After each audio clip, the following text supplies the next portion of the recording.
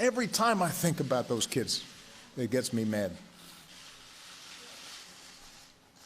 And by the way, it happens on the streets of Chicago every day.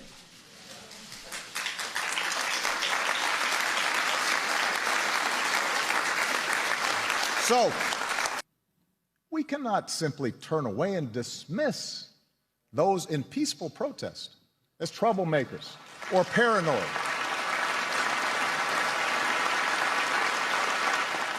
Whether you are black or white or Hispanic or Asian or Native American or of Middle Eastern descent, we have all seen this bigotry in our own lives at some point.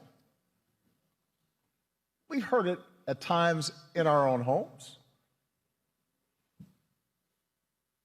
If we're honest, perhaps we've heard prejudice in our own heads and felt it in our own hearts. We know that. And while some suffer far more under racism's burden, some feel to a far greater extent discrimination's sting. Although most of us do our best to guard against it and teach our children better, none of us is entirely innocent. No institution is entirely immune. And that includes our police departments. We know this.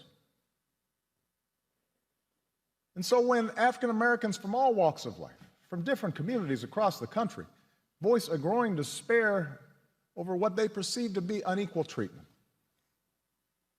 when study after study shows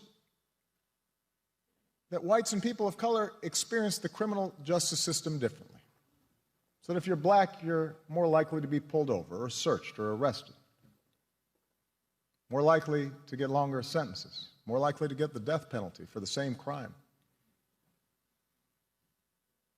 When mothers and fathers raise their kids right and have the talk about how to respond if stopped by a police officer, yes, sir, no, sir, but still fear that something terrible may happen when their child walks out the door, still fear that kids being stupid and not quite doing things right might end in tragedy. When all this takes place more than 50 years after the passage of the Civil Rights Act, we cannot simply turn away and dismiss those in peaceful protest as troublemakers or paranoid.